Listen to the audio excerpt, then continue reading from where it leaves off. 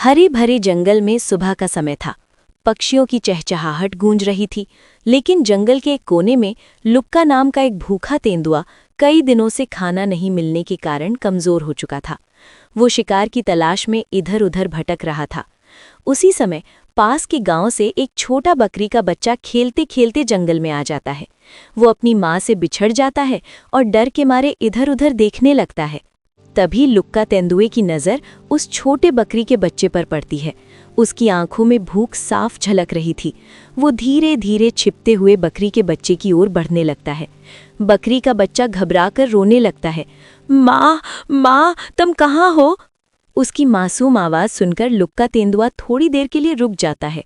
वहीं पर एक खरगोश आ जाता है और वो कहता है, भाई लुक्का तेंदुए, ये आप क्या कर रहे हो? ये तो बहुत छोटा बच्चा है, उसकी माँ भी बहुत परेशान होगी, इसे छोड़ दो।